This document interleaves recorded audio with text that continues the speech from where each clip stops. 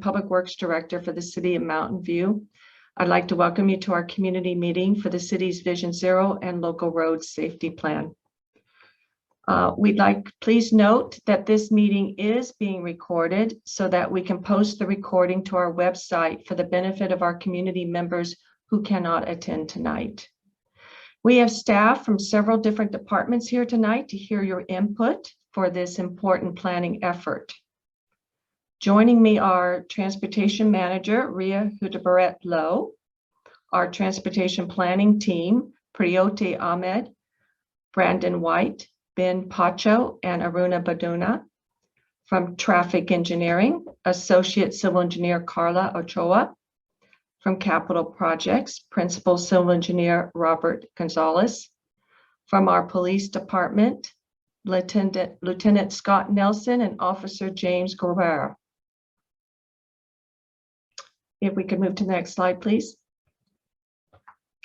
As I know many of you are aware, last Thursday, 13-year-old Andre Oseda was tragically killed in a traffic collision with a truck on El Camino Real while riding his bike to Graham Middle School.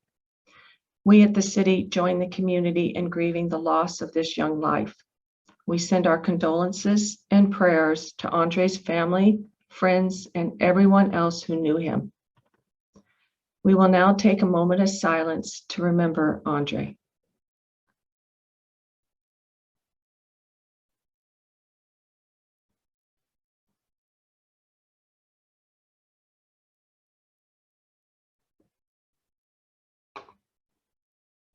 Thank you.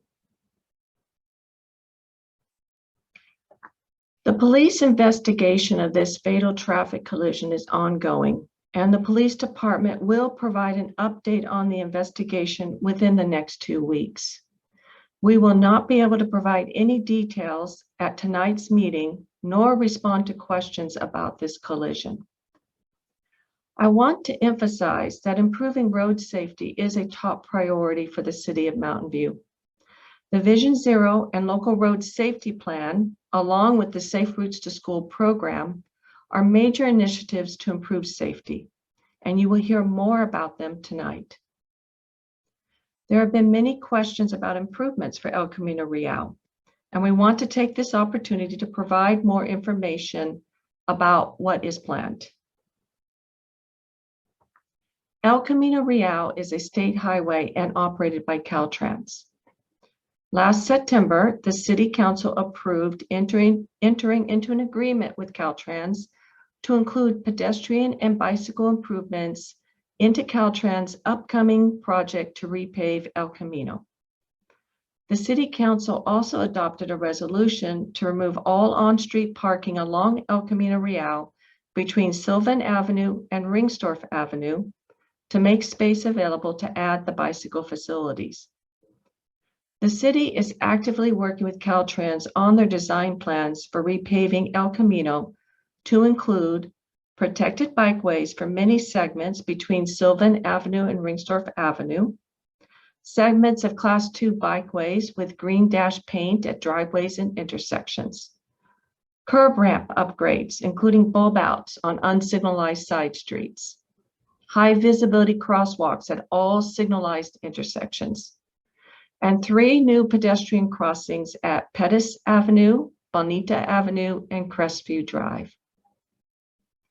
Caltrans' repaving project extends through Los Altos and Palo Alto.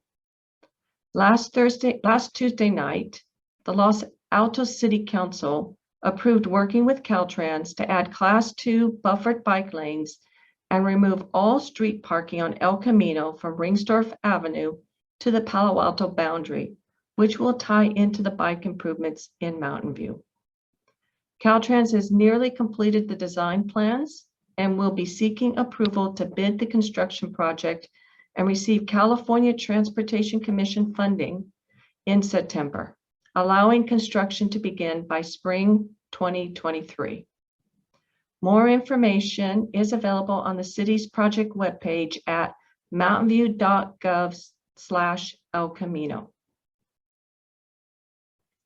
Today, we will be discussing the Vision Zero Action Plan and Local Road Safety Plan. seeking your feedback on the work completed to date. During the staff presentation, surveys will be conducted to gather input as we go. After the presentation, there will be a forum for you to ask questions and provide comments. Please hold your questions and requests to speak until the end of the presentation. These presentation slides you are seeing tonight are available on the Vision Zero webpage, and we will also post a recording of tonight's meeting on the website in a few days. Thank you again for joining us today. We are looking forward to hearing from you as we develop the city's Vision Zero and local road safety plan and working together as a community to improve road safety for all users. At this time, I'd like to introduce Ria Hudebaret-Lowe, our transportation manager. Thank you, Dawn. As she mentioned, I'm Ria Hudebaret-Lowe. I'm the transportation manager. In 2019, the Mountain View City Council adopted a Vision Zero policy. This policy is based on the principles that the loss of life from traffic collisions is unacceptable and often preventable. And transportation systems should be designed to protect human life and anticipate human error so that the consequence of a collision is not serious injury or death. Additionally, safe behaviours, human behaviours, education, and enforcement are essential to safe transportation systems. The Vision Zero policy sets ambitious goals of getting to zero fatal traffic collisions by 2030. Our meeting tonight is one step toward achieving this goal by developing an integrated Vision Zero action plan and local road safety plan. This plan is a long-term citywide plan. It's based on best practices. The Vision Zero action plan focuses on places with a history of severe injury and fatal crashes and outlines actions that cover the 7 E's of engineering, education, encouragement, enforcement and emergency response, equity, engagement, and evaluation. By comparison, the local road safety plan adopts a systemic safety approach, which identifies locations not only with a history of severe injury and fatalities in terms of traffic collisions, but also other locations that have similar land use and roadway factors. Based on this analysis, it provides it outlines proven safety countermeasures that tend to be focused more on engineering or infrastructure strategies.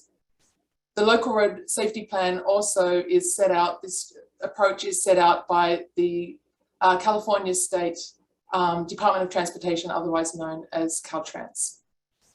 The city's project manager for this effort is Priyoti Ahmed, who's a transportation planner with Public Works. She's going to guide us through this evening's agenda, which includes outlining findings from the systemic safety analysis, describing a toolbox of proven safety countermeasures for the types of crashes we have here in Mountain View, and outlining draft prioritization criteria that can be used to prioritize projects that emerge from this analysis. Thank you, Priyoti. Thank you, Ria. Welcome, everyone. To get us started, before we begin today's presentation, we have a couple of survey questions to get us started. So the first question is, how did you hear about this meeting? Second question, do you live or work in Mountain View? And third question, in which of these neighborhoods do you live in? And the fourth one, how do you typically get around Mountain View? Can we have the survey questions? Yes, I will bring the survey questions up right now. And it might be helpful to be on question 3 so people can have the map. Correct. And everyone should be able to begin entering their answers now. And you can also scroll down on your right-hand side to access all 4 questions of the survey.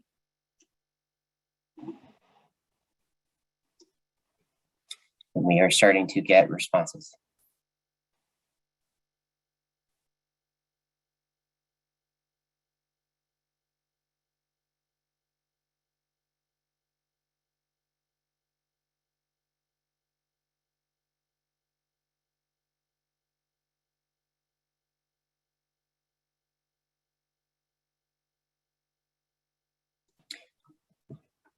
And Priyati, we'll just give it a little bit more time. We are at 67%. Still people clicking.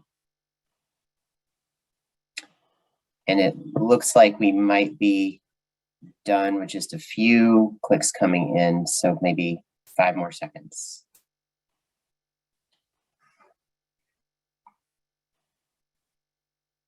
Okay, I'm up, still a few more clicks. I don't want to exclude anybody.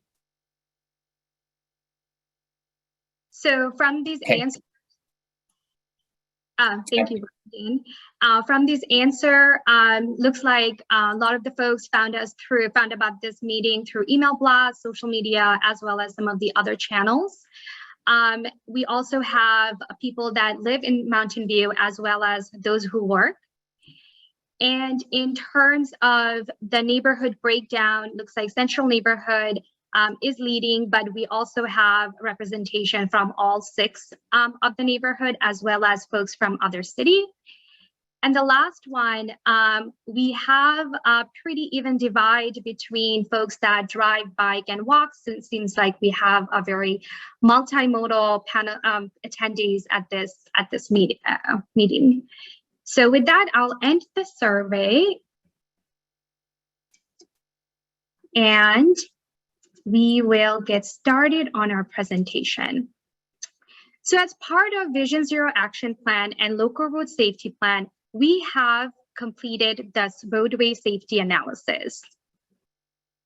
At the start of the action plan, we needed to understand the traffic safety issues in Mountain View. To do this analysis, we obtained crash data from the Transportation Injury Mapping System, which is a compilation of police reports. This analysis is for a 6-year period from 2014 to 2019, and this was the latest data that was available at the beginning of this project. From this analysis, we found that there were about 1,200 crashes between 2014 to 2019, including 77 fatal and severe injuries crashes. This graph shows the crash severity and mode share. Pedestrians and bicyclists are overrepresented among fatal and severe injury crashes compared to their mode shares. So as you can see, pedestrian makes up about 38% of fatal crashes, where the mode share is only 3%.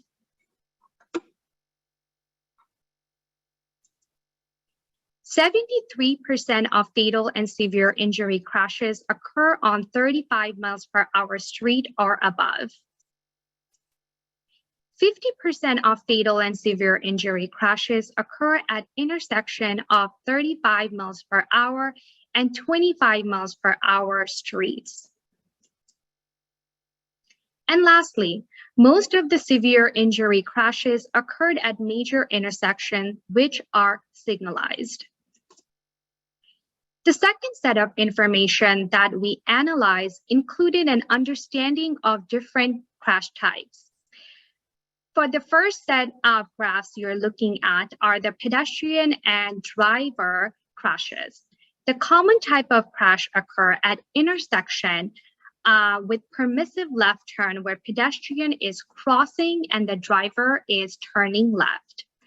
Pedestrian crossing in crosswalk with no signals, or crosswalk where a driver is approaching straight as pedestrians are crossing straight. And a driver approaches straight where pedestrian is crossing between the intersections.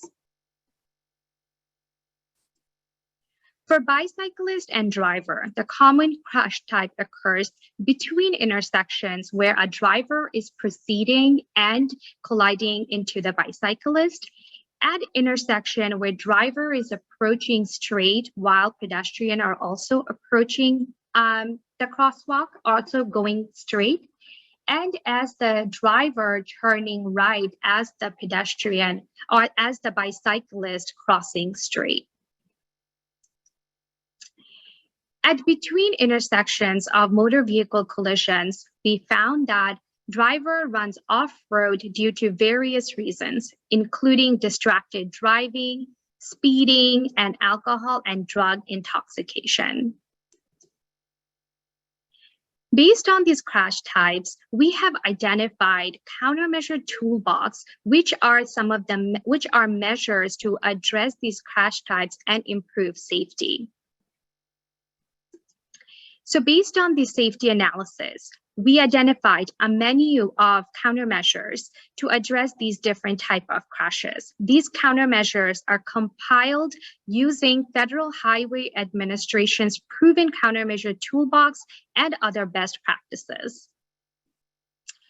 The Federal Highway Administration toolbox include curb extensions, which increases visibility and reduces speed for turning vehicles, protected bike lanes to create separation between bicyclists and drivers, as well as increase visibility for bicyclists, median crossing, where it improved visibility of pedestrians, protected intersections that dedicate spaces for pedestrian and bicyclist and motorist and integrates all three modes into one safe space, protected left turn for minimizing conflict points between driver and pedestrians, as well as increasing their visibilities.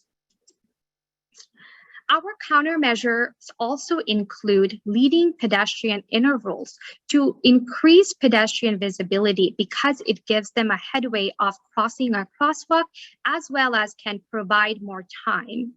Pedestrian hybrid beacon and rectangular rapid flashing beacons also help with pedestrian visibility, and improving lighting and extension lines on the intersection provides additional measures of safety. Countermeasures also include access management to reduce conflict between exiting vehicles from their driveway to incoming traffic. Through consolidation of driveway reduces these vehicular crashes. Road diet is also included, which allocates space for road users such as bicyclists. And this also reduces traveling speed and creates awareness among drivers about different bicyclists.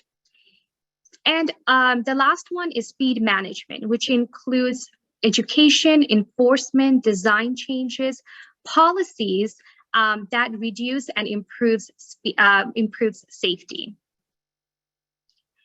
Through the local road safety plan, we have identified proven engineering measures to improve safety. But we know that to improve safety, there needs to be additional strategies. This is where Vision Zero comes in.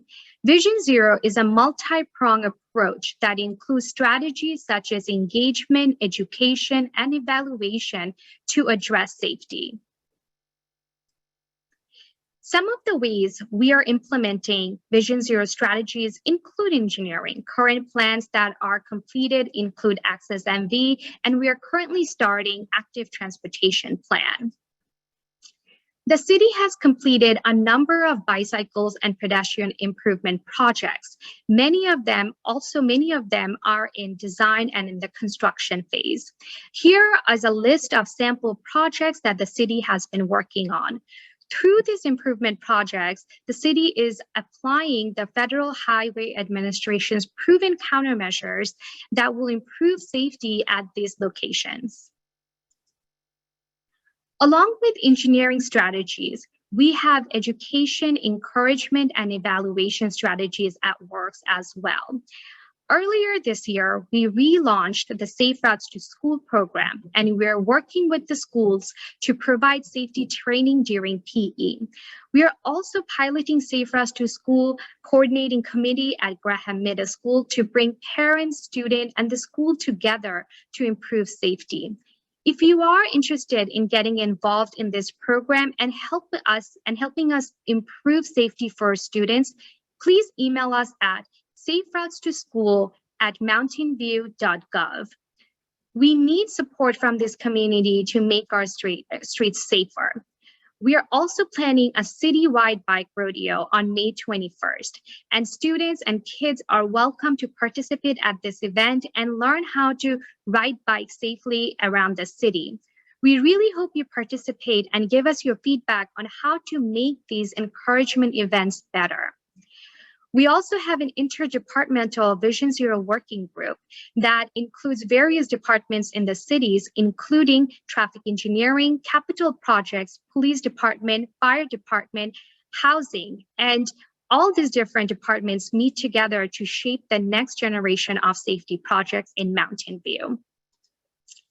We also report quarterly collision analysis to our bicycle and advisory committee meetings.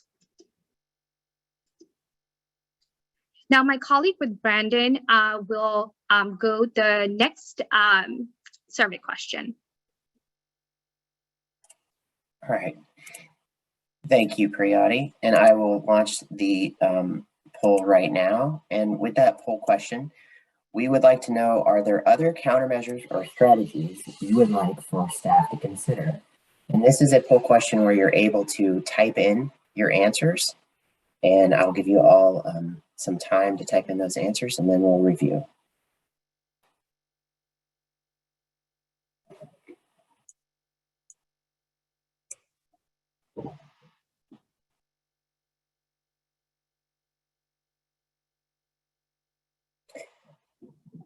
And Priyati and all, we are starting to get a few more questions. I'm going to give a little bit more time because people might be typing, and I can't see if they're typing. So I don't want to have someone type something out and not be able to press enter.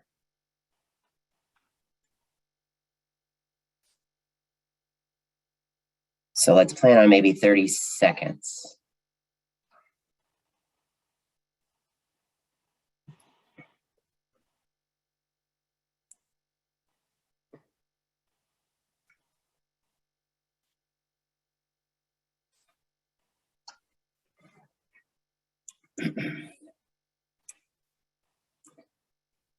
All right, I'm going to give everyone a 10-second warning.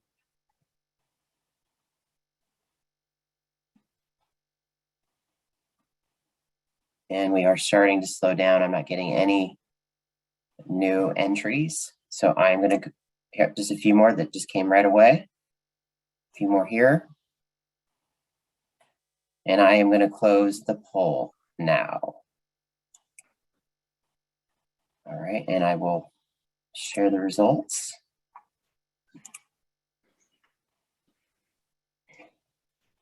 And so some of the answers are, we would like to see stricter enforcement on cell phone rules, more defensive driver training, more protected bike lanes, slower streets, preventing drivers from running red lights, improve the sidewalks. Let's see, consider limits of prohibition of right on red.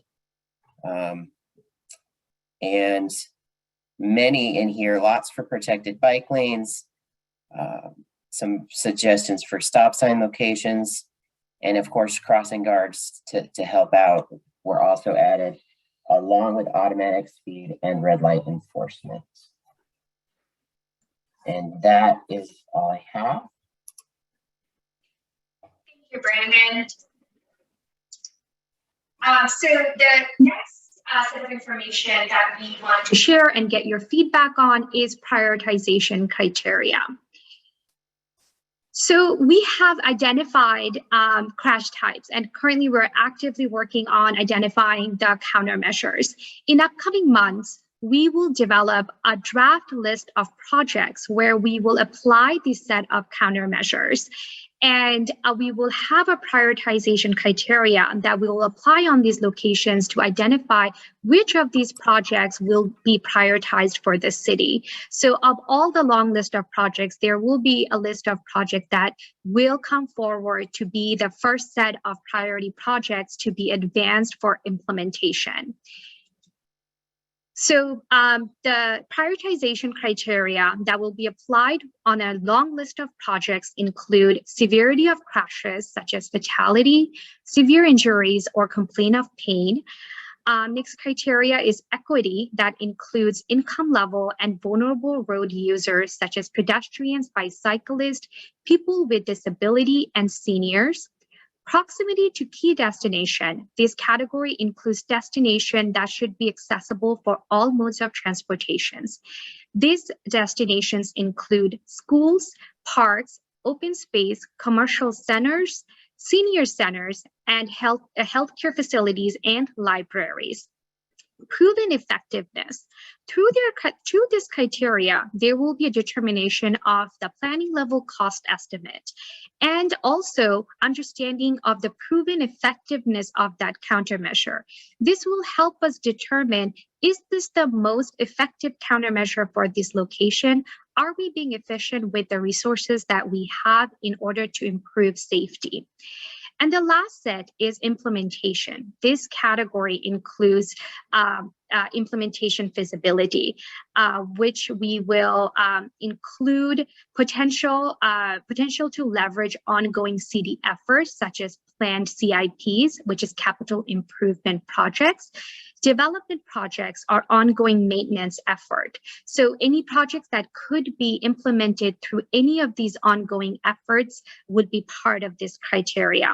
This also include project completion timeline, timeframe, which includes how long this project will take to be implemented, and the degree of agency coordination that is needed for this project to be completed.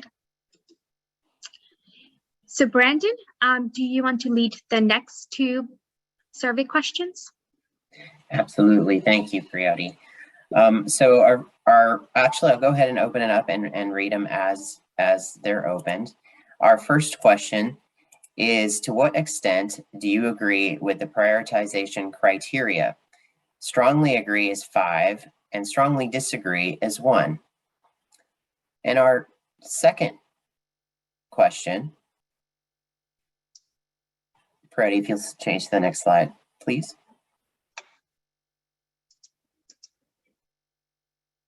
And our second question is also an open-ended question. Is there any other prioritization criteria you would like us to consider? And I will give a little bit more time for the open-ended question.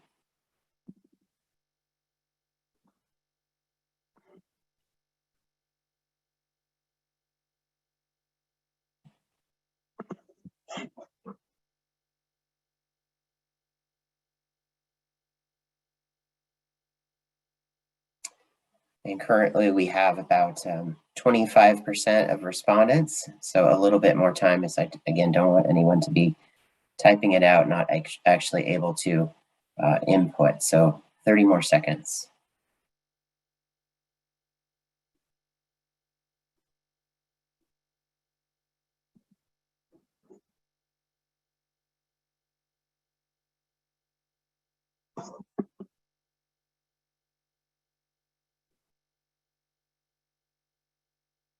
And we are getting more responses in, and I will give a 10-second warning now.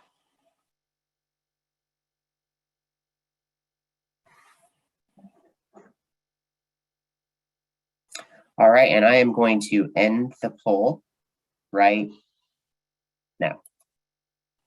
And I'll share the results. And so, for the most part, people somewhat agree, with some people being neutral and some people also strongly agreeing with the prioritization criteria as presented. And now I will summarize the open-ended suggestions. So the question again was, to what extent do you agree with the prioritization? What sorry. Is there any other prioritization criteria you would like to consider? And so more attention to short-term signage and street lane painting, more consistency with best practices in other countries, wider width of the street, more community input. Please look at what can be done quickly. We'd like to lower speeds in internal streets to 30 or 25 miles per hour. School safety is extremely important. That's coming up many times. Speed implementation, that's coming up several times. Again, school safety. And then having population density within prioritized areas and proximity to schools. Again, school safety coming up many times. And I'll turn it back over to you, Priyati. Thank you, Brandon.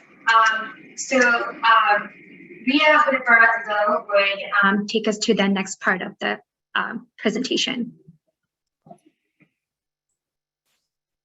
Okay, let me just, thank you for your feedback so far. This has been really excellent feedback. Your feedback and engagement, as well as your daily choices, are critical to helping us to move towards our collective goals of Vision Zero. In terms of next steps, we will be taking the input from this evening and identifying projects at the specific locations based on the systemic safety analysis, as well as actions for the Vision Zero portion of the plan. We'll then be prioritizing projects based on the criteria that we presented this evening, with any tweaks from the feedback that we received, and developing an integrated plan. Throughout the process, we will continue to engage the community through a number of different ways. We have next week, next Wednesday, a Bicycle Pedestrian Advisory Committee meeting on, it's the 30th of March. And then we'll be going to the Council Transportation Committee in May, and then there'll be another community meeting on the draft plan during the summer, and then we plan to take the plan back to City Council in the fall of this year. So this is not your only opportunity to provide input, and there's always input that we collect on specific projects as well. If you would like to receive updates on this process and these opportunities to provide input, please sign up at mountainview.gov/mymv, and you can go to this topic. There's a number of topics on there. And you can also find tonight's presentation slides at mountainview.gov/Vision Zero. So our goal for this evening is to listen to you and to hear what you have to say. And so now Brandon White will be moderating the listening session. Yes, and so we are happy, as we have thus far, to receive your comments via the Q&A, your questions or comments via the Q&A, and we will respond there. You may also raise your hand using the functions of Zoom. Down in the bottom, just to the right of the center, is the raise your hand feature.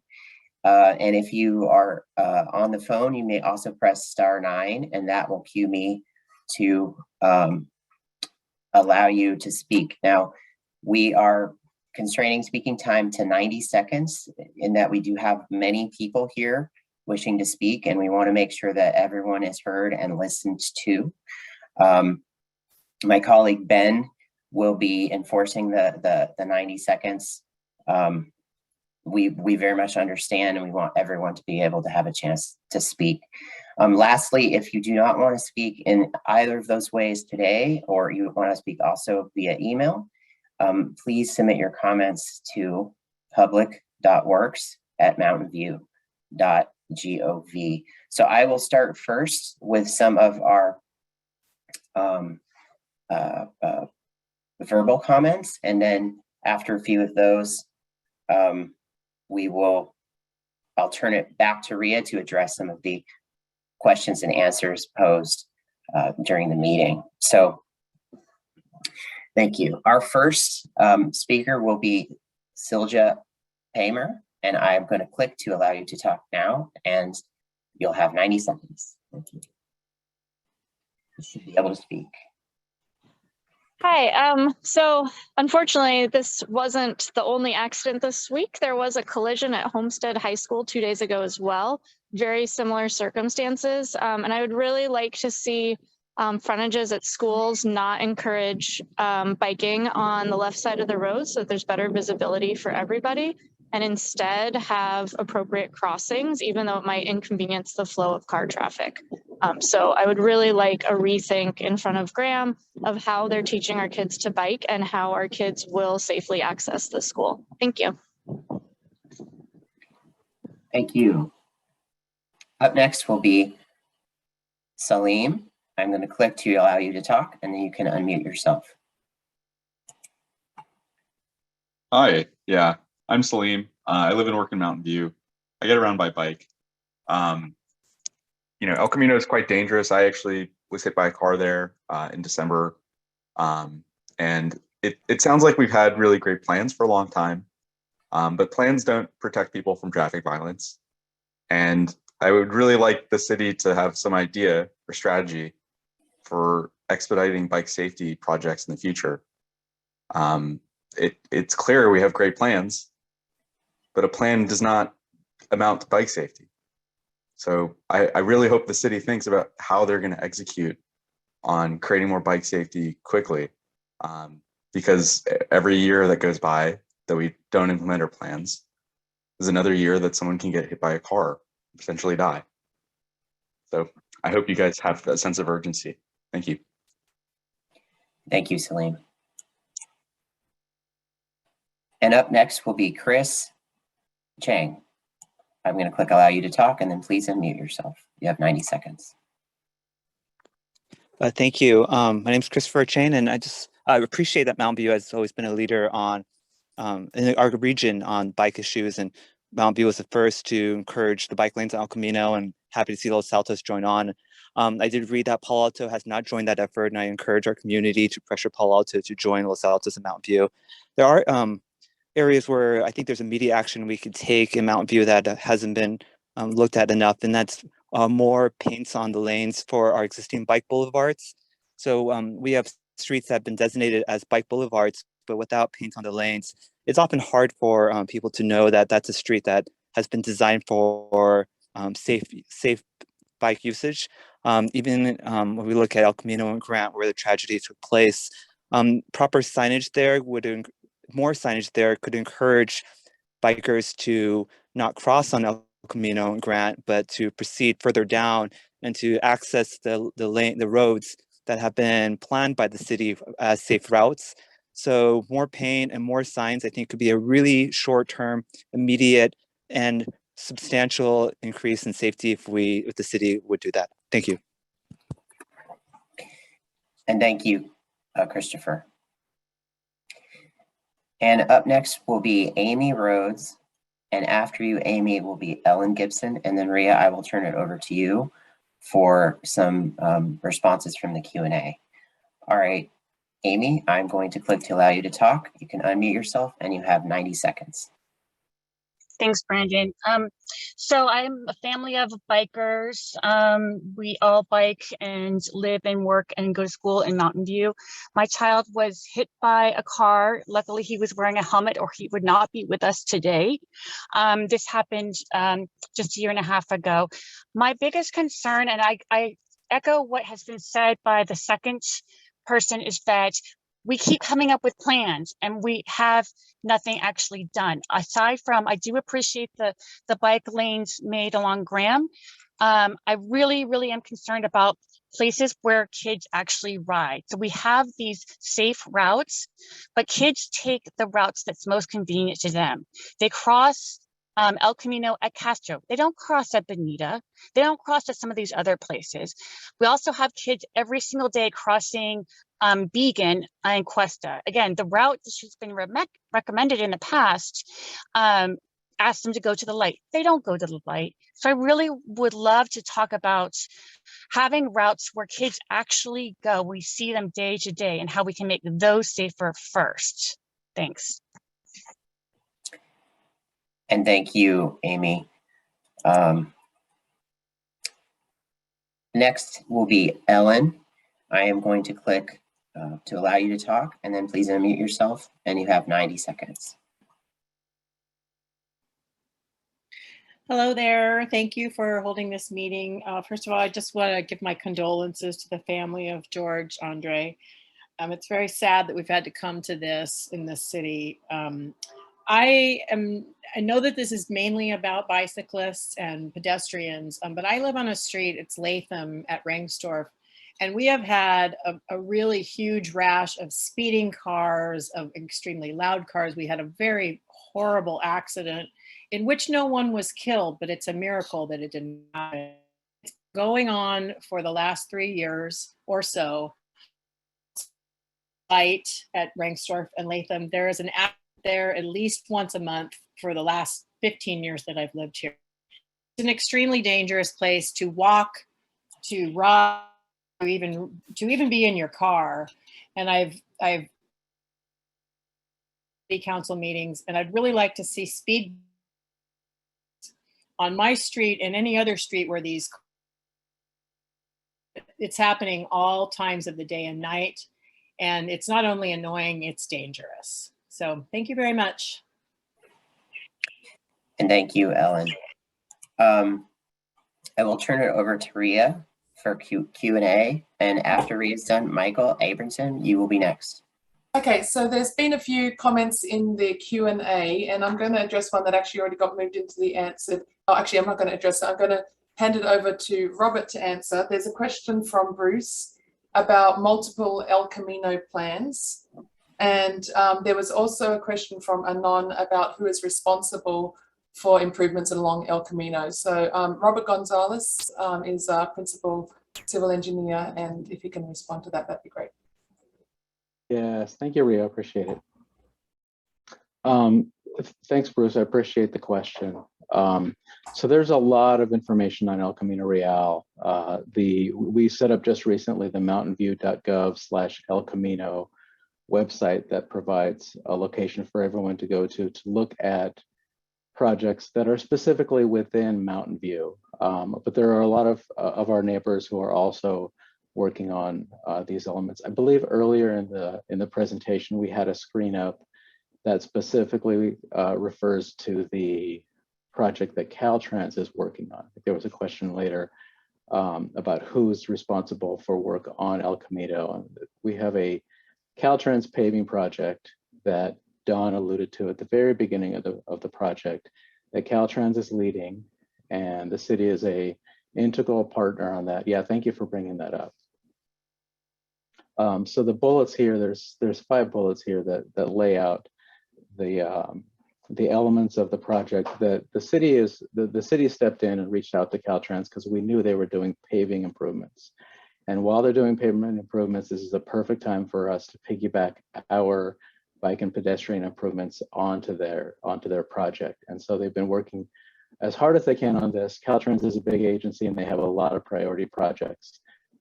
Just recently, I believe that one of their deputy directors put out an initiative to re-emphasize the priority on bike and ped improvements.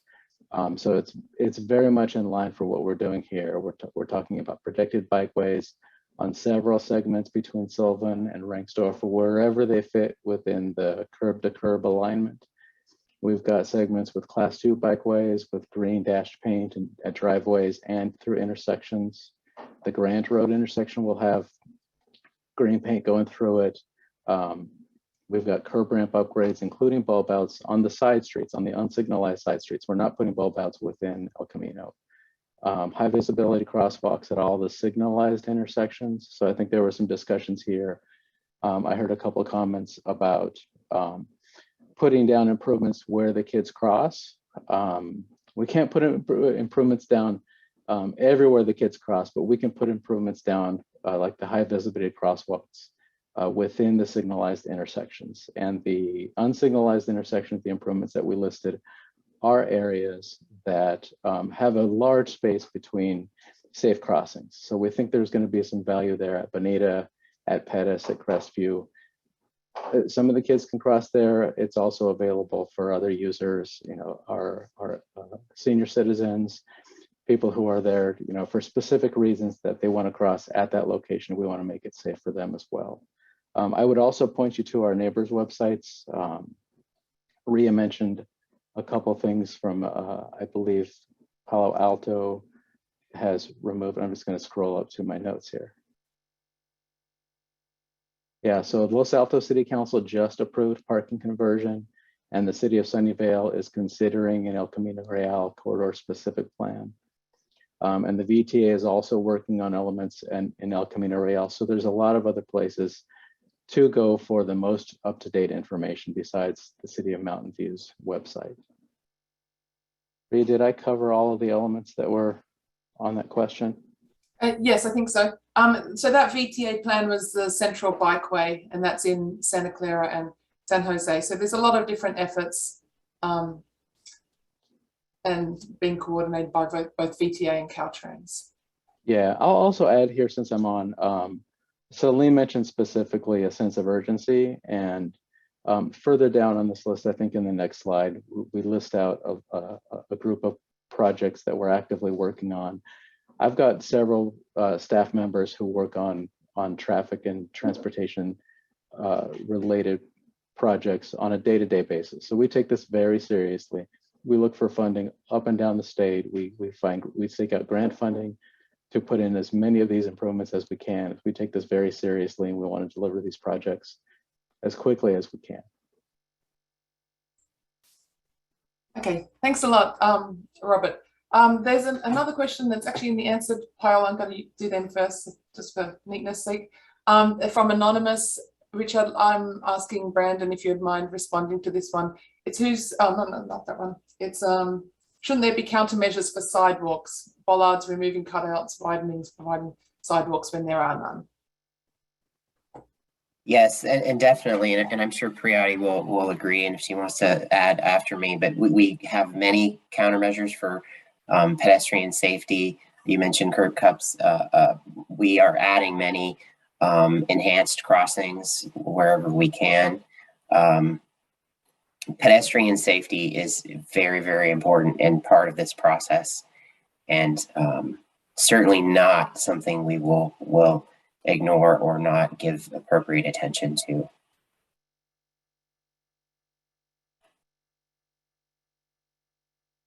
Do you want to go back to some more in-person comments? Can do. All right, Michael Abrams, I'm going to click to allow you to talk, and then please unmute yourself and you'll have 90 seconds. Yeah, can you hear me? Yes. Okay, thank you for opportunity to comment. For recent years, there was a big push for people to bike more, and I think this just put many lives in danger, because we really don't have conditions in the city that would allow people to bike safely. And the main problem, and I want this problem to be recognized, that on many streets, bicyclists have to share roads with cars, and this is never safe. This should not be allowed. So bike traffic should always be separated from vehicular traffic. They should never share the road. And I don't see that this issue is really understood. And for pedestrians, it's also to a less degree, but a similar story, that we have to narrow pedestrian ways on many streets. So sometimes pedestrians have to conflict with vehicular traffic, and that also creates the risks. And also, I want to bring your attention that for public transit, there were 0 fatalities. So that's a way to go. And I don't understand why we are not doing this. Thank you. And thank you, Michael. And up next will be Rhino Laura. Laura, I'm going to click to allow you to talk. Please click unmute, and you'll have 90 seconds.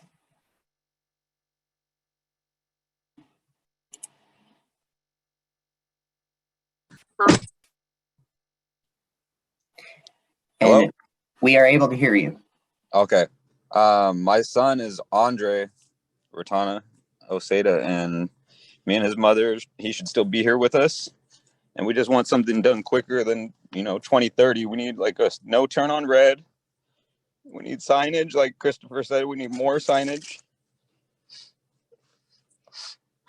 Crossing guard, whatever you can do, we need something done sooner than 2030 for it to be done.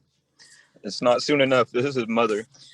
I'm his mom, and if we can stop another family feeling what we're feeling right now, just please, just put up a sign, something. This should have been done a long time ago. We have Huff, Bub, Graham at all these schools, all near, and I even just being at Andre's memorial, just see it's dangerous, and people need to slow down. Even seriously, the sign, no turn on red, no. I'm heartbroken. I don't even know how I'm gonna live. We don't know how we're gonna live. I need the city of Mountain View to do something, because this is, I'm sorry, but this is BS. Here. Please, whatever you guys can do to push for anything you can and be there for us. And thank you, please. Andre deserves this. Thank you. Mr. and Mrs. Laura, this is Dawn Cameron, Public Works Director. Thank you for sharing with us. We are very sad with you, and we agree that this was a tragedy. And we are taking a look at everything we can do, and we are working closely with Caltrans to see not only what we were already planning to do for bicycle and pedestrian improvements along El Camino Real, but continuing to look at El Camino Real and Grant intersection to look at what the possibilities are, and we will. And our hearts are with you, and it will not take till 2030. So we talk. Thank you. Thank you, guys. Okay, thank you so much for speaking tonight, and I don't have any words to express myself right now. I appreciate you guys for speaking tonight, and I'm going to move to the next speaker. Her name is Kelsey Baines. Right now, I'm going to mute you. And Kelsey, I'm going to click to allow you to talk, and then please unmute yourself. Sorry, that is a hard person to follow, so I'm sorry if I'm emotional. I'm gonna just try to take a breath. But yeah, that was a really difficult comment to come after. So I just recently moved to Mountain View. I moved from South Palo Alto. During the pandemic, I got into biking and biked quite a lot throughout COVID.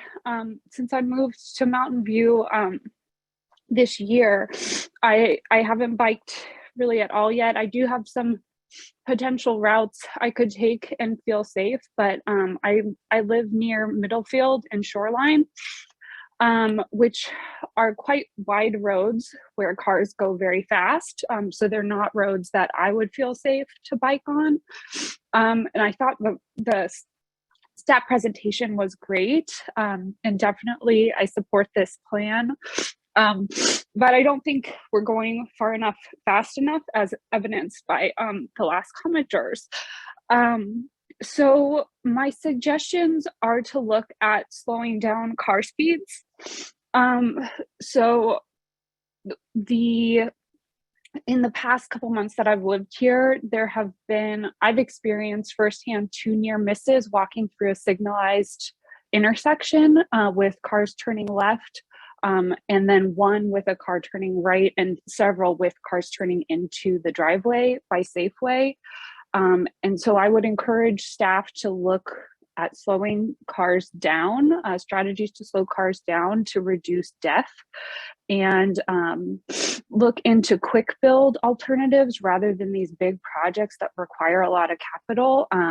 There's someone on TikTok called Mr. Barricade, and his firm does a lot of like quick build alternatives where the build itself is a form of community engagement. Rather than having a meeting like this, you can talk to people who are using it in real time just by doing it. And yeah, thank you for listening. And I'm sorry I was so emotional at the beginning of my comments. Oh, no, Kelsey, it's quite understandable. And I just want to respond. You mentioned near misses, and the city of Mountain View has a great app that you can download on your phone, or go to the city website called Ask MV. And with that, you can input near misses so that we can record those, and we will count them like they're crashes as we evaluate our roadways and deem our priorities and things like that. So please utilize that when those types of things happen to you, and tell your friends and colleagues. From here, we're going to kick it back to the Q&A, and I will let Rhea take it from there. After that, Seth LaForge, you will be up. So there were a couple of comments in the Q&A about the polling questions and also the neighbourhoods and that sort of thing. I just want to acknowledge that we read those, and that there's no neighbourhood listed as in North Bayshore, and we'll look into that, fixing that for next time. And also same with Gamello neighbourhood. There was also a question about crossing guards, and that there are a lot more crossing guards in Palo Alto than in Mountain View, from Acton. And also Carrie had provided a question about whether bike rodeos could be provided every year at the beginning of the school year. And so I'm going to hand over the response to Priyoti for that. Thank you, Ria. So the first comment about the crossing guards. So we are actively looking for grants to have more crossing guards in City of Mountain View. In next couple of months, we're also going to be doing analysis of where the crossing guards are currently located and how can we best position them to provide the most benefit for each of the school sites. The second suggestion is a great suggestion. It's a bike rodeo at the beginning of the school year.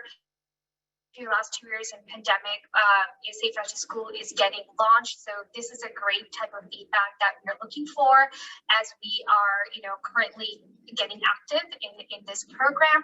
If you are interested, please join our committee. Email us at saferoutes2school@mountainview.gov and help us to kind of get this program up and started. We have a planned citywide bike rodeo on May 21st, but having every year, beginning of the school year, I think is also a great idea. Thank you.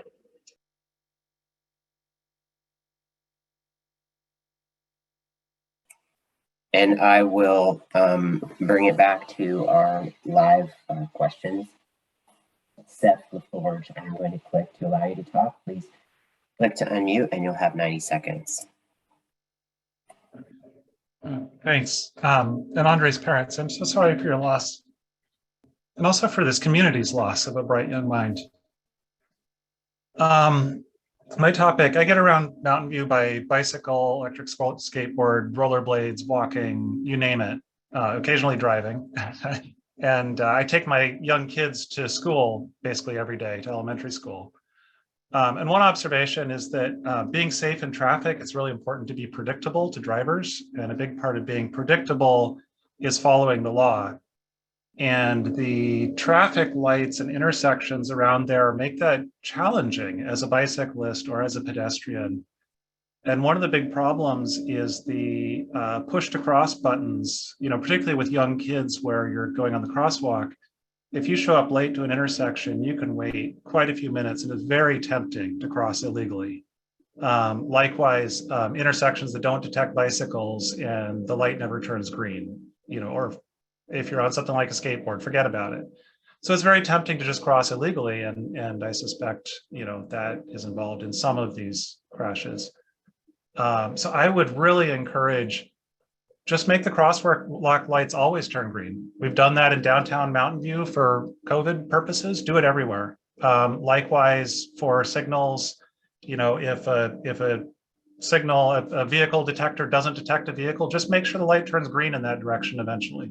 I think just making it more convenient for people to get around by bicycle and walking and such, and avoiding tempting them to do illegal maneuvers would have a big impact. Thanks. And thank you, Seth. I do not have a name, so I will be going to the phone line with someone under 925 area code. You are up next. I'm going to click to allow you to talk. And I'm not sure if you need to unmute or not, but I will ask you to mute, and you have 90 seconds.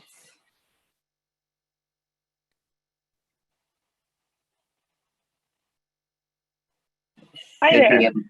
Thank you.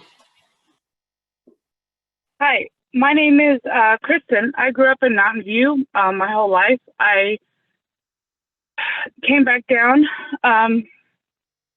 for Andre, and having spent some time on that corner these last few days, it's unbelievably how dangerous that corner is. And I think that the speed limit definitely needs to come down. I know I'm reiterating some things that have already been said, but I just felt like it just needed to be said again. There are no right-hand turns, I think, would make a big difference on all those streets going down El Camino. There's no reason why people can't wait to make that turn. Sorry. The plans that we have in place do sound like they're going to be good and they're going to help Mountain View so much, but even waiting till the fall is too long to wait. Something needs to be done right now, especially on those routes to school. There's so many schools in that area and there's no safe way to get there. We have these bike trails that only go to a couple of the schools. Action has to be taken now, not in fall, definitely not in 2030. Thank you. And thank you, Kristen. I'm going to do two more. We'll have Mary D and then April Webster, and then we will go back to Q&A. Mary, I'm going to click to Mary, just put her hand down. Mary, if you just put your hand back up, I'll get you back in. Here we go. Mary, I'm going to click to allow you to talk, and please unmute. Hi, this is Mary Dadio. It was alarming to me to see in the presentation the number of accidents, you know, that one of the common types of accidents is cars and bicycles going in the same direction. Although I don't really find it surprising because I frequently see cars that pass me, and as I look ahead, they are veering into the bike lane. So, you know, maybe paint will get people's attention, but I don't think that's effective enough. Wherever possible, if we could have physical protection for the bicycle lanes for that reason. I think the rodeos are a really good idea. I think we need them for adults, bicycle riders too. Especially this is, as electric bikes hopefully are going to become a lot more popular so that people start using those maybe instead of driving cars for short trips. But I've been around some people that have been on electric bikes for the first time, and I think they've forgotten a lot of the traffic rules. So I think we need to start thinking about education for adults. And the final thing, I guess, is I'm really concerned about what our bicycle rules are for bicycling on the sidewalks in the city, because I think in most places it's legal. Is that right? Maybe we even want to address this today, but are you supposed to be going the same direction as traffic? I think, but I don't know for sure. And so a lot of people, obviously, at least one person doesn't know the answer to this question. But I'm really worried about, I see adults riding the wrong way all the time. And in my neighborhood, it happens so much. It's really startling as a driver to all of a sudden see a bicycle coming fast from a direction you're not expecting it. But if that's legal, then we need to start training drivers to be looking for that. And we need to put up signs, and I don't know how we educate drivers, but if that's a legal thing to do, and if it's not legal, then we have a lot of intersections that need to be redesigned because there's absolutely no decent path for cyclists. Thank you. And thank you, Mary. And I'm going to actually ask if Officer Nelson would like to let everyone know about the riding on sidewalk rules in the city of Mountain View. Yeah, thank you, Brandon, and thank you for the question. There's no state law that requires that, but the state law gives that to the local authority. So we do have a municipal code in Mountain View that you have to ride on the same direction as traffic. So definitely some education that we could put out to try to get that out to folks more, and I can work with the city staff to try to get that on the city website or PD website as well. Oh, actually, according to the bike ordinance, it's silent on the issue of directional riding on the sidewalk, but you need to ride in the direction of traffic on the roadway. Okay, maybe if we could post that on the, we can work offline to get that posted on the city website. Yeah. Oh, Brandon, shall I cut over to the next one, the next Q&A? I actually had stated that April would be able to speak, and then we would go to Q&A. So April, I'm going to click to allow you to talk, and then please unmute yourself, and you have 90 seconds. Hi, thank you. I just want to say my heart goes out to Andre's parents as well. It's very tragic. I'm sorry. What I wanted to touch on is, I think what a lot of people have mentioned, really three things: that seeing changes now sooner than later and looking at quick build to make that happen. The city of San Jose has taken that approach, and I believe it was Kelsey who mentioned Mr. Barricade. Vignesh Swaminathan was the architect for that, and they found it to be very successful in taking that approach to get something in place really quickly to make the streets safer, and using things such as plastic barricades or cones to separate people from cars, which moves into the next sort of comment on the best in terms of designing for the most vulnerable amongst us, and having that separation of cars and bicyclists is really the standard and the ideal goal to move towards. And green paint isn't always enough. And then I guess just keen in again on design is that design works better than changing behavior. So anything that we can do to slow people down through design, through road diet, et cetera, would be wonderful to see. And thank you for letting me comment. Thank you, April. And we're now going to go back to the Q&A. Once we're done with the Q&A, Mark DeRosa, you will be up next. Priya? So from the Q&A, there was a couple of comments about quick builds, which I think that we might have mentioned already. And then also there was a comment about reducing speed limits. There was a comment from, actually, I'm not sure who it was, who was requesting that the speed limits be reduced to 25 and 30 miles per hour throughout the city. So I just wanted to acknowledge those comments in there.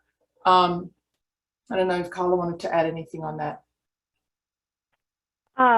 So in establishing speed limits, in order for them to be enforceable, most speed limits have to be established on the basis of an engineering and traffic survey, which can consider free flow speeds, pedestrian, as well as several pedestrian and bike safety considerations on each street. So we can't universally lower all the speed limits, but several of the elements that were discussed in the meeting, all the ease that Rhea mentioned in her opening statement, as well a lot of the countermeasures that were discussed help support naturally lowering the speed limit.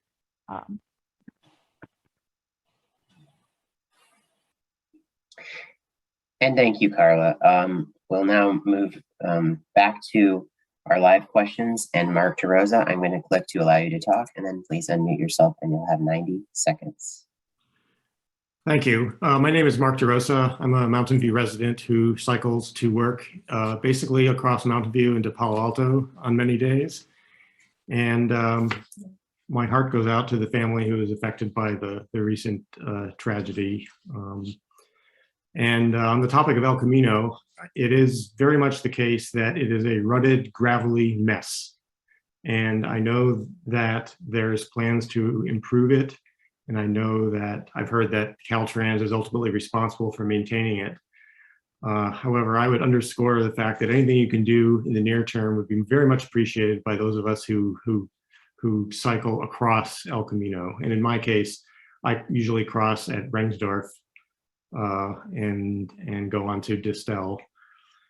But it's very much there's lots of gravel on it, and gravel is one of the big enemies of cyclists. Another thing that I often see is I cycle down Middlefield, and Middlefield, as you probably know, is divided, but there are certain places where the median breaks so that cars can cross intersections and turn. And I've definitely had some near misses where drivers, if I'm cycling in one direction, drivers from the opposite direction who are going to be making a left turn in front of me typically do not see oncoming cyclists in many of those instances. And these, in particular, at places where there's no traffic light. Very quickly, one last thing is that some of the road surface on the bike boulevard through Mountain View is very much uneven. And in particular, there's some places where the contractor who's filled some asphalt has not made it level to the surrounding pavement, and that creates hazards for cyclists. Thank you very much. I'll turn it back to you. Thank you, Mark. Next up will be Christine Antilopoulos. I am going to click to allow you to talk, and then please unmute yourself and you'll have 90 seconds. Hi there, my name is Christine Antonopoulos, and I am a parent and a resident of Mountain View and a teacher in MVLA. And I wanted to bring up 3 ideas that I had, and they're not new ideas. And in fact, a lot of you guys already mentioned them before. My main, I think a more aggressive approach is absolutely necessary right now. In order to do that, I believe that we need to push into schools and provide bike safety education. I know for a fact we're not the only, this is not a new idea, other people do it.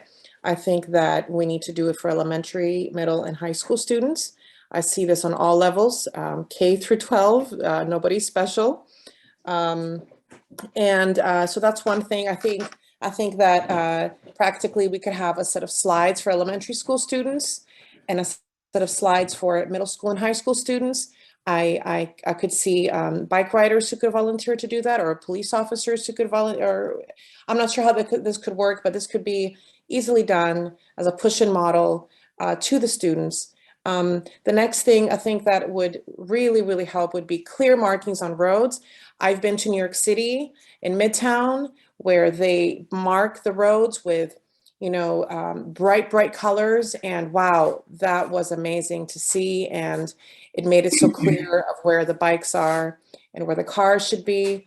Again, not a brand new idea. This is just one example off the top of my head. And then the last thing, police presence in the beginning of the school year to maybe even, I don't know if to route the students correctly or just be a presence and help students make right decisions when biking home from school.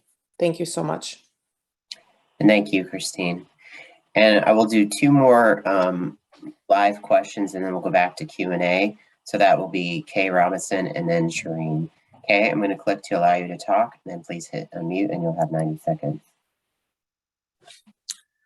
Hi, my name is Karen Robinson. I'm a parent of a toddler in Mountain View. My heart, like so many people's, completely goes out to Andre's parents. I commend your strength for talking this evening. And I also have looked at that intersection. It's just so incredibly dangerous, and El Camino Real seems so incredibly dangerous. So I looked at the 2019 streetscape plan for El Camino, and if kids are cycling on this, I think we should do a lot better. And I don't think we can stop kids from cycling on it because it's such a direct way to get to school and other places that you need to go. In particular, the bus stops. It looks like most of the bus stops are planned to have buses stop in the bike lane. And I just don't see how, if the goal is to have 0 fatalities, I don't see how you're going to achieve that with buses and bike lanes, because when buses and bus lanes and bike lanes cross, I mean, when I was in college, there was a bad fatality this way where a girl was hit by a bus. But I just think buses are dangerous. Buses are great. We should have lots of them, but we should be separated from bikes. So the third type of bus stop with the purplish blue icon is so good, where there's an island for the bus, and I would just like to see more of that and less of the sort of slight incremental changes. Thanks. And thank you, Kay. Next will be Shireen, and then after that, we'll be going back to a Q&A. I'm sorry, one second, hit the wrong button. This is interesting.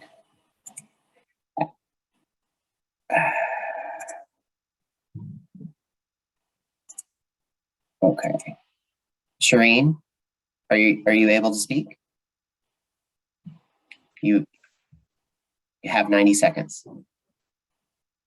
Thank you. Thank you for the opportunity and for figuring that out for me. I am also a resident of Mountain View, and I have driven El Camino for years. I actually commute from Mountain View to Palo Alto 5 days a week. And I've seen the most atrocious things on El Camino, but this situation with Andre really moved me to get involved and at least speak up from a user standpoint. And I've heard many people speak about the speed limits and people speeding and taking right turns on red. And I almost feel like it's being a commuter myself every day. It feels like it's a flow issue. And I don't claim to know anything about traffic flow or signaling, but there seems to be so many stops along the commute, like on all the major intersections like Rangsdorf and Shoreline and Miramonte. And it seems like in certain instances, people are just trying to get past to the next light. And so what I mean about flow is that the light will turn green and then the flow of traffic will move, and then you're stopped at the next intersection for another minute, a minute 30, and then it will turn green and then you'll go and then you're stopped at the next light. So I don't know, maybe we could is there something that could be done about the flow on El Camino to maybe make it a little bit more safer so people are not feeling the need to rush to the next stoplight or make the wrong right turn or left turn to get to where they need to get. Thank you. And thank you, Shireen. I will now pass it over to Rhea for Q&A, and Bruce England, you will be up after that. So there was a comment in the Q&A from Christine who had included a Google Doc link for issues near Castro and Mistral elementary schools. So I want to acknowledge that we received that. Actually, in the city we received it, and we're going to be responding. And then there have been quite a few comments requesting no right turn on reds. And I want to acknowledge that we see those and we'll be considering that. And then has been a lot of different comments about things relating to traffic calming, including bulb outs, speed bumps. And I wanted to ask Dawn if she would mind responding to that about our neighborhood traffic management program. Thank you, Rhea. So I know we, on one of the slides, we flashed on and talked and mentioned the neighborhood traffic management program, but we didn't really speak to it at this meeting. But that is one of our key programs to work directly with communities on traffic calming efforts where they are needed. So anybody who wants to find out more about the neighborhood traffic management program can go to mountainview.gov/NTMP. And if somebody could write that in the question and answer so it's more available, again, neighborhood traffic management program, NTMP, you will find the guidelines for it and how that process works. It typically does start with the community along the street coming together, submitting a petition, saying that they would like to be considered for traffic calming measures because they feel they're experiencing speeding and other cut through traffic, those types of conditions. If after we receive the petition, the next step is then our traffic engineering group commissions some data collection and traffic surveys where they do volume counts, they do speeds or look at the speeds and other data. And then from there, you will see in the manual the criteria that's used and been approved by the City Council for the next steps to be taken based upon the data analysis, which may include then meeting directly with the community, talking about which are the best type of traffic calming tools, whether they're speed humps or bulb outs or other efforts, which I know Carla could really speak to more detailed, but it's all listed in that manual on that website, include the different tools involved and the steps used. So, and to that point, then I did want to acknowledge that I did see a lot, several in the Q&A comments about Latham Street in particular, and we did hear from one speaker about Latham and Ringstorff. So just as an FYI to note, the city did receive a petition related to the NTMP program for a portion of Latham. And as we were getting ready to start the traffic studies for it, we received a lot more input regarding other sections of Latham. We're also very aware of the school, Castro Mistral being along Latham.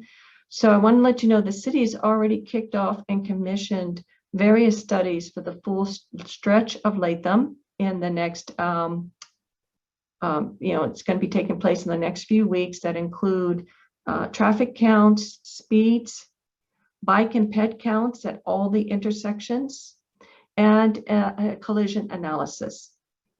And once we finish all that data collection, we will put it all together, and then we are preparing to meet with the community about our findings and start talking a little bit more about Latham. So thank you, Ria. Thank you. Also in the Q&A, there was a comment from Jen requesting removal of parking outside of Graham Middle School. And there were also a couple of comments about quick build projects. I'm wondering if, Robert, if you would mind speaking to that issue, with quick builds and pilots and that sort of thing. Yeah, thank you. So we have one pilot that we're launching right now on California Avenue. The quick builds can be challenging. We want to do things that are well thought through, and I think one person, at least in the chat, mentioned good design.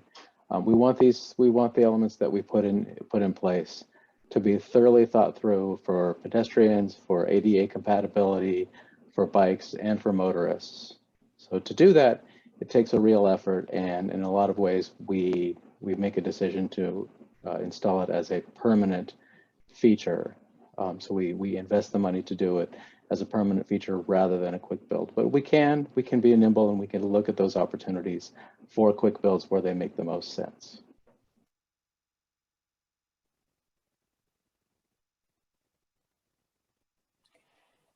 And I will move back to the live questions. Bruce England, you are up next. I'm going to flip to allow you to talk. Please unmute, and you'll have 90 seconds. Thanks, Brandon. Yeah, a couple of things since you were talking about the NTMP program. I'll just say that there's a whole lot of interest in the community out here about that program and how it can work better. The last 3 applications that I saw for that were all denied without adequate information. There was pretty much boilerplate letters and didn't talk about why they were turned down. In our neighborhood, we had one request in there, and part of it was to replace a signal at the main intersection with stop signs to help keep people from speeding towards the signal. And Priyati earlier, if I interpreted this right, was indicating that a lot of accidents happen at signals and not at stop signs. So I thought that was interesting. The other thing I want to say is that a lot of activity can happen through the community, and I encourage people who are attending to consider participating. And the two that are really strong, in my opinion, are the Silicon Valley Bicycle Coalition. We have a Mountain View team, and also the Mountain View Coalition for Sustainable Planning. You can find those easily by Googling, or you can ask somebody on the call here. They can help point you to over in our direction as well. Thanks. Thank you, Bruce. I do want to mention we are over 6:30, but we are going to continue to go to make sure that everyone is listened to and heard. Maria, you muted. Did you want to speak? Yeah, so actually, I guess the meeting was posted to end at 6:30. So for those of you who want to sign off now, you're welcome to do so. But if you want to stay online and continue to make comments, we're happy to receive those comments. And on that note, Maria, I'll just say, for those that do need to sign off, because I believe there was also other, like there was a school board meeting tonight and so on. We just do want to remind you that when this is over, we will post a recording of this meeting. The slides are available on the Vision Zero webpage, and we can continue to take comments via email, as pointed out earlier, public.works@mountainview.gov. So thank you. And thank you, Dawn. And Christine Case, hello. I'm going to click to allow you to talk, and please unmute yourself, and you'll have 90 seconds. Yes, hello. I wanted to bring up the issue that this entire situation is always going to be dynamic. I'm particularly interested in infill development. I am the chair of the Health and Wellness Committee at the Mistral PTA.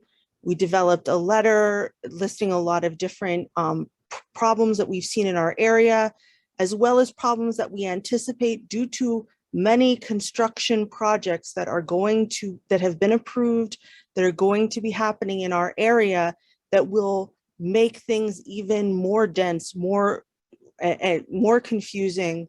And we're very deeply concerned that this is really going to negatively impact the way kids get to and from school. And we want a real effort to look at all the different developments, not one at a time, but as a whole. How is this going to impact the entire community when all of these things are happening at the same time? So this is a continually ongoing process that we need to continue to come up with these rapid solutions, but the situation is constantly changing because of the amount of development. So I just want to make sure there is some kind of process in place where we can submit that that the planning department is really brought into this. If a construction project is approved, that traffic is a major part of that approval process. Thank you.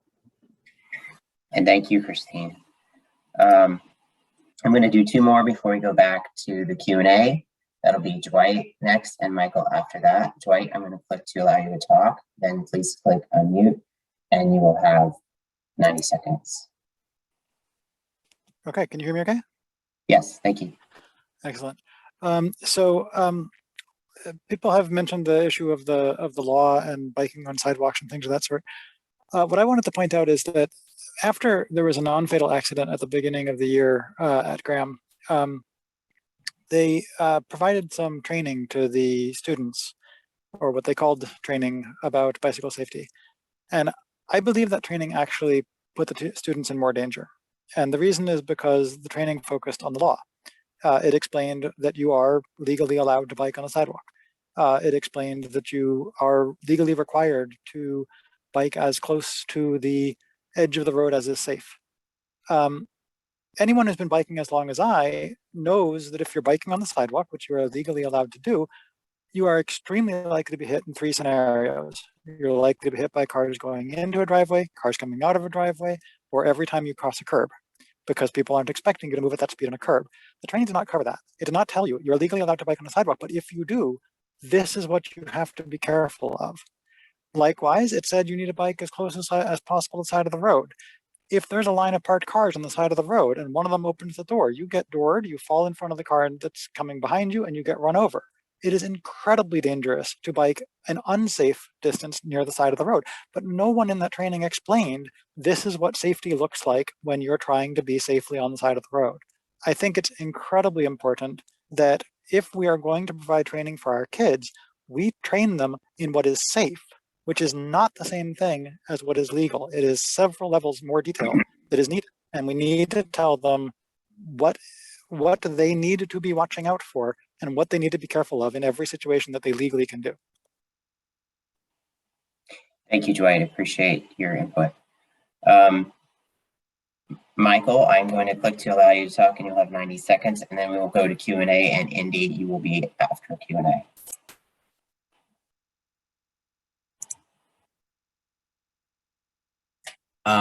Hello, so I'm Michael, and I'm a student at Los Altos High School, and I bike to school, and one issue that I encounter frequently is speeding cars.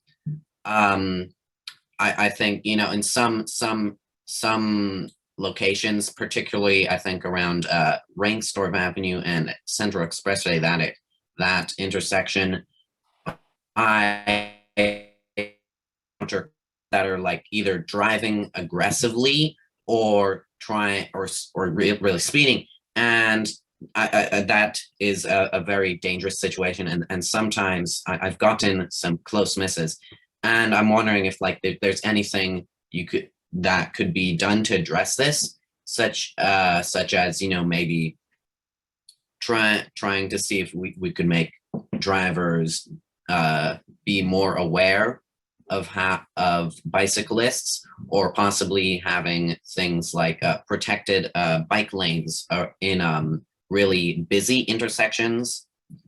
And yeah. And thank you very much, Michael. I will pass it over to Ria for Q&A, and after that, Indy, you will be up. And currently, Indy, you're the only hand up. If there's anyone else that would like to speak, please consider placing your hand up now. Okay. There was a comment in the Q&A about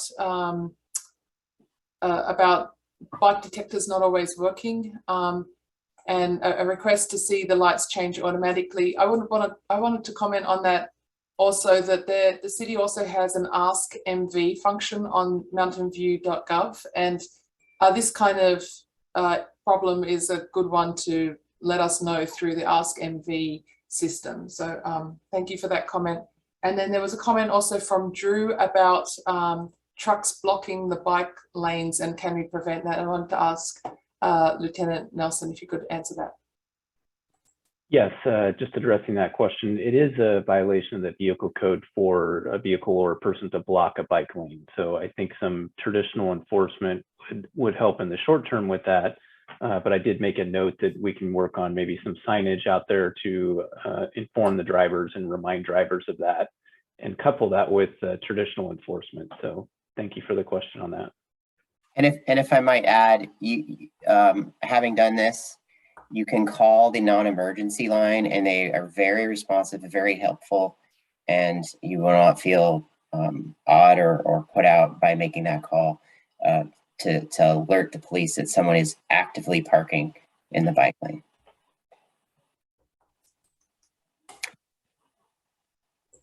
Maria, do you have any more? Yeah, there was another one from Michael about do what is done in European cities where bicyclists are separated from vehicular traffic at all times.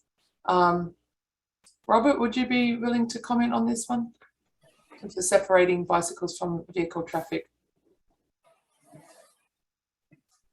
Sorry, Ria, can you summarize that one again? It says, don't reinvent the wheel, do what's done in many European cities where bicyclists are separated from vehicle traffic at all times. Yeah, I really appreciate that comment. So our efforts when we're designing transportation elements on existing roadways is that we're looking for the safest element to put in that makes sense for that area. And a lot of times we're limited by public right-of-way. So we look at the property boundaries, we look at the existing roadway condition, we look at where the curbs are and whether we can push them back. So where we can and we have room, we are implementing or divisions between cyclists and motorists. So I would point to 3 projects that we're doing right now. We've got a shoreline bus lane project that we're implementing. We have a Sterling Road pedestrian and bike improvements project that we're implementing. And down the road in North Bay Shore, we also have one around Space Park and Plymouth. That's not every single major corridor in the city, I acknowledge that. But some of these corridors are very, very tight in terms of where we have the opportunities to separate bike lanes. So I do appreciate that comment. Ria, I also wanted to remind folks that there was a comment in there earlier on the Calderon Bike Boulevard that we implemented earlier on the follow-up speed survey. So I think Dawn had some comments that she wanted to address on that. Okay, well, thank you, Robert. Yeah, I did see in a comment line a couple comments about Calderon and the speeds of the vehicles, and are we going to look at lowering the speed limit from 30 to 25 miles per hour? So yes, we did recently complete the new green bike lanes along Calderon Avenue, which also helps kind of narrow the roadway for the vehicle traffic. And then we are going to take some steps. Speed radar signs are going to be going up shortly. We've already ordered them, and they just take a few weeks before we get them installed. And we're going to be taking some steps to encourage all drivers to slow down. And we're also working with the police department on that encouragement as well. And then once we have a chance to get these new behaviors in place, we're hopeful. We are planning to do the traffic speed survey that is necessary to determine if the speeds are going at such a rate that we can lower the speed limit from 30 to 25. And we will be looking at every single piece of the analysis to try to bring down that speed limit. Again, the key thing for us, and the reason why we do this very carefully, is we want it to be enforceable.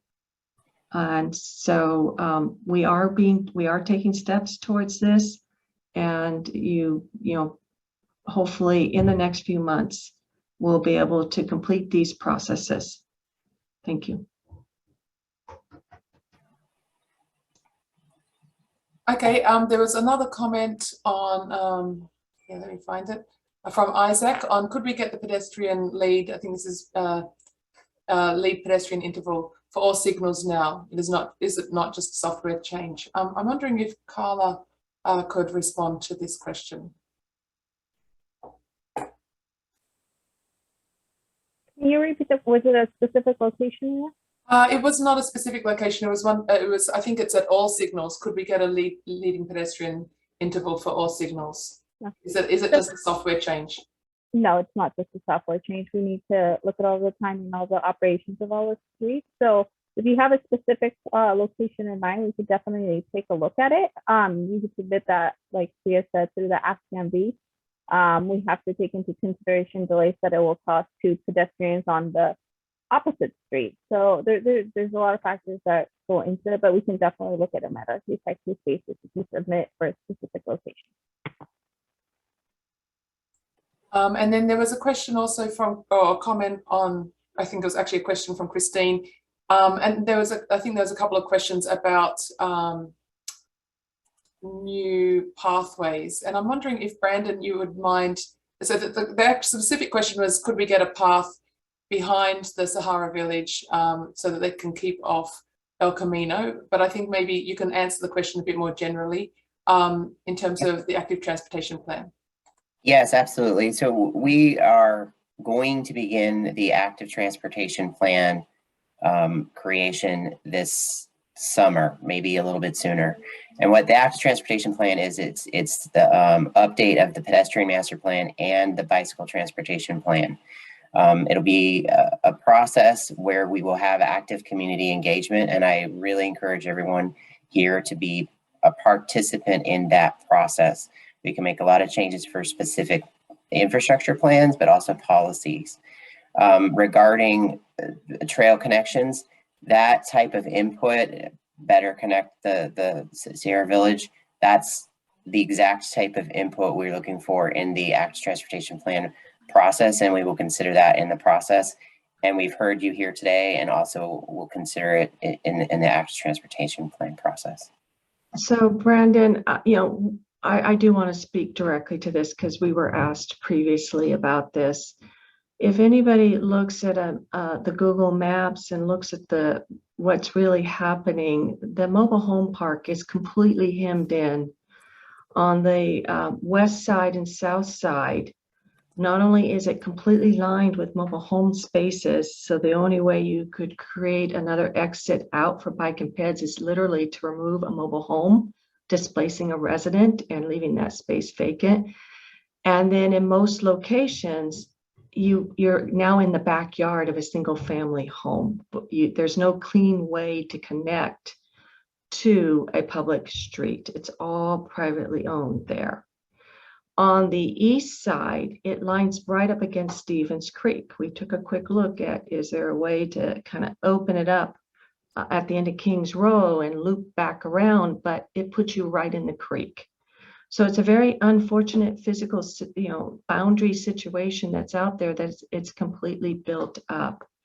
We'll continue to look at some of the opportunities, but everything involves private property, and that gives city then little authority or ability to make plans in those areas. What we have done is, and the city manager actually referenced this at the city council meeting last Tuesday, is we did take a look at the suggested route to school to Graham Middle School from the mobile home park, and realized, and we are updating the map, that with Stevens Creek Trail 150 feet from the mobile home park exit on the same side of El Camino Real, a student could take Stevens Creek Trail down to Sleeper and then make a right on Yorkshire Way.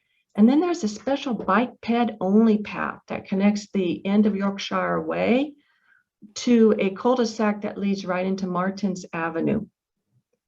It's a little bit longer distance than El Camino, but it's 2 miles from the mobile home park to the Graham Middle School along the suggested routes, which for a bicycle can be done in about 15 minutes. So this kind of gets back, and I also heard the comment earlier on about, students will maybe choose not to ride suggested routes. They don't consider them very convenient, or they have a different path they'd like to take. But there are times where, through our Safe Routes to School program, working with the schools and the parent community, we could really work to encourage the students to use these suggested routes. We're trying to keep them as convenient as possible, but we're also trying to route them through areas where the traffic volumes may be less. There's more just ability to walk and bike. And so right now, though, we've done this preliminary look on the mobile home park and found that really the best option to avoid El Camino Real is to use the Stevens Creek Trail and Sleeper and wrap your way back to Martins. Thank you. All right, thank you. And we're going to go back to Indy Seiverd, and then after that, we'll go back to Q&A. So if you have any questions for the Q&A, please get them in now, or if you want to speak, and Indy has just put his hand down. So just put his hand right back up. And if you want to speak, then please put your hand up. Indy, I'm clicking to allow to talk. Please click unmute and you'll have 90 seconds. Hi, I live in Mountain View. I have a family. My child goes to Graham. We try to bike as much as I can. And she's also biking to theater more and more. So as much as we can in her life. My context is I lived in Boston for 10 years, didn't own a car, biked every day of the year. And Mountain View terrifies me. Like, I biked in what is notoriously the worst drivers in the United States, in Boston. And they move slow enough and have an awareness enough of the traffic around them that is just completely missing in Mountain View. One of the things that worked in Boston that they've done in the last 5 years is they took red light cameras that are attached to the top of every red light at every intersection. And when people would block intersections during commute times, They took people, human beings, not software, and looked at that footage. And every car that blocked an intersection when a light changed, they gave them a $400 ticket. And they put that in all of the newspapers that this was happening, and they just issued a humongous number of tickets, and now people aren't blocking the intersections. I think it's pretty feasible for us to put up red light cameras, of which there are many, many models, and everyone who just rolls through a right-hand turn, they don't stop, they just roll through that right-hand turn, $500, you ran a red light ticket. Everybody who's driving down a 25-mile-an-hour street going 45 miles an hour that people have talked about in previous comments, send them a ticket, send them a ticket. I have great respect for what the police of Mountain Dew can do in person, but there's a lot that can be done with cameras now. I feel like the best minds of my generation are using traffic cameras to keep people from cheating in high occupancy vehicle lanes.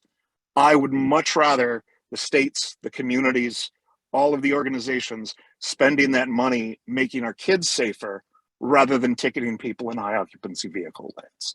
Like, the technology exists, the willpower exists. If it's all well and good to put up signs and lower limits, but if we can't make people adhere to those changes are meaningless. Thank you. All right, and thank you, Indy. And currently there are no hands up. I'm going to kick it back to Rita for Q&A responses. And please, this is probably your last chance. If you would like to make a verbal comment, please put your hand up. Thank you.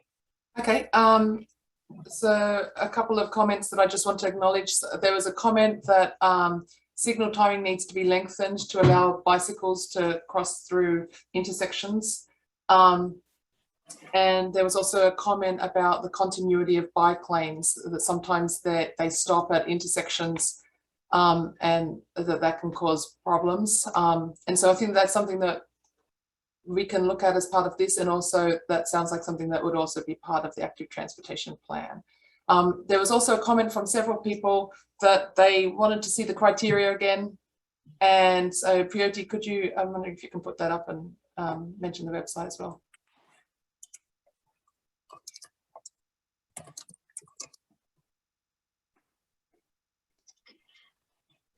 So here are the criteria for the Vision Zero Action Plan and Local Road Safety Plan. And our website is mountainview.gov/Vision Zero. That is the Vision Zero one. And for safe routes, it's mountainview.gov/safe routes.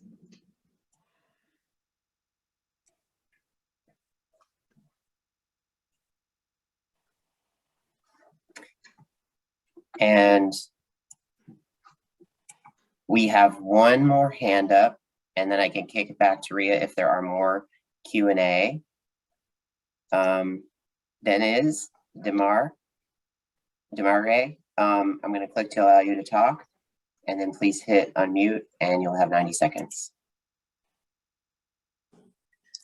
Hi, can you hear me? Yes. Thank you. My two daughters go to public schools. One is biking to Mountain View High School, and the other one is biking to Graham Middle School. And we're on the other side of Highway 85. So my kids are using the trail and the bridge. So I just want to mention two roads, Dale Avenue and Hans. So there are cars parked on both sides of these two roads, and there are no bike lanes, and these two roads are heavily used by bikers, like student bikers. And sometimes, you know, we see large vehicles parked in those streets. You know, it's been several years. Anytime I'm on those streets biking, I just, you know, can't help but, you know, don't understand why we don't have bike lanes. on those streets. On Dale, you know, we have students from Americana, Cuernavaca, Sylvan. A lot of students are using that path to the bridge to go to Huff and Graham and Mountain View High School. So there's a lot of bike traffic on Dale. So bike lanes on that street would definitely make it safer for our kids to go to school or bike to school. And similarly, Hans, you know, we have very good bike lanes on Phyllis. So that's awesome. But again, it stops, you know, kids make a left turn on Hans and, you know, it's again, not safe.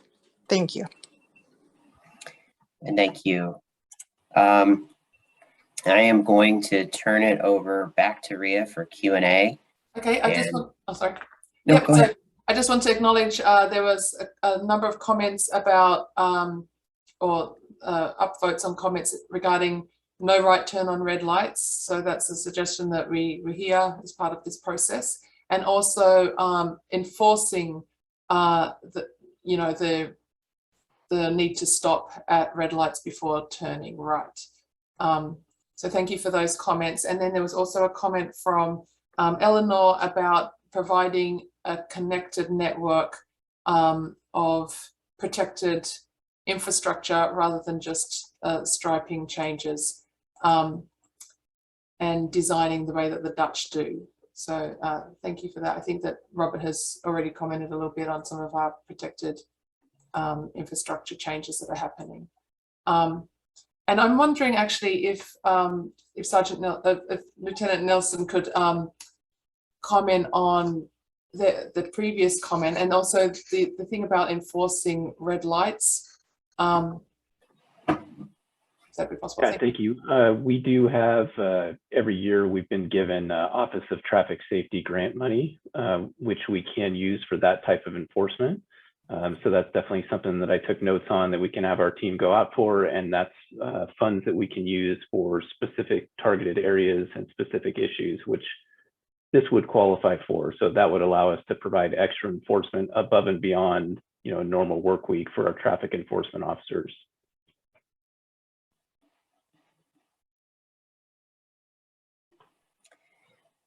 And yeah, thank you.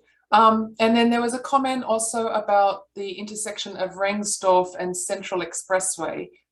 And the question, can we have protected bike lanes at the intersection of Rengsdorf and Central Expressway? Robert, would you mind responding to this one?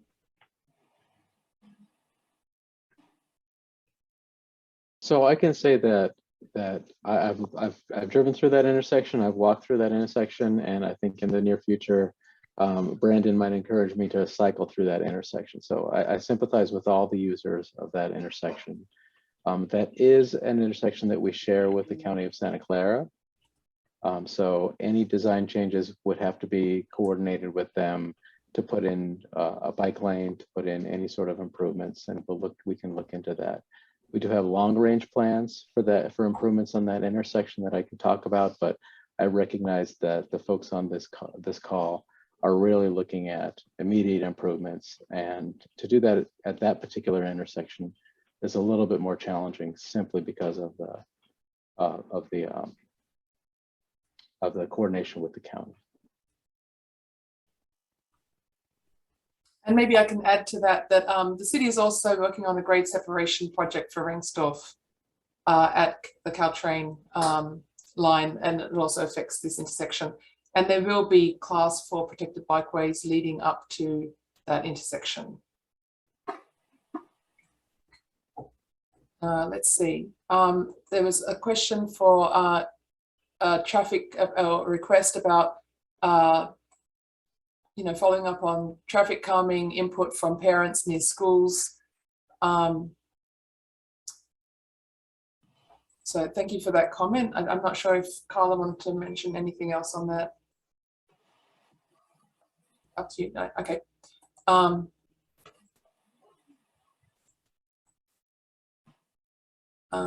then the next comment was about making sure that schools are accessible via slow streets or bike paths where bike lanes are protected and where drivers feel at risk when they drive too fast. making intersections and key routes, key school routes safer immediately.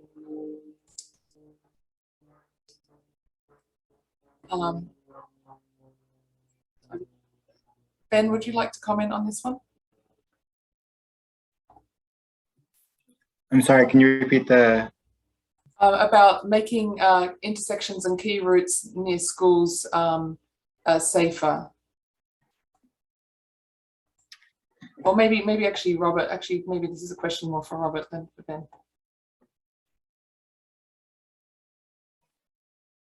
Yeah, several of our projects. So I manage two types of projects. One is a specifically implementing bike and ped improvements. And we look at those strategically that are on routes to schools that are already, we know that there's a large amount of bike traffic on in those areas, and we prioritize those. And then the other areas that we have are those areas where the pavement is in disrepair. And when those things, when those types of projects occur, we are prioritizing those and looking at them for additional bike and ped improvements. So as we look at these two types of projects, we will continue to prioritize school routes and those areas directly in front of schools. I did see a couple of comments specifically about bike drop-off areas and pickup areas being congested. So I think Brandon and Ria, we can probably do some site visits specifically at school drop-off times and pickup times, and get a better idea of what sort of elements we can improve in those specific areas. Great, thank you. So we're now at 7:05. I'm really grateful for everybody for your attendance. I'm grateful for you taking time out of your evenings to join us and to help us to develop the Vision Zero action plan and local road safety plan. What we'll be doing next is we'll be, going away and kind of reviewing all of the comments that we received. There are a lot more comments in the Q&A, and we're going to take those as input and take the time to review them and to help us to move towards the goal of 0 fatalities associated with traffic collisions in Mountain View. Thank you again, and have a good night. Thank you, everybody. We appreciate you being here tonight.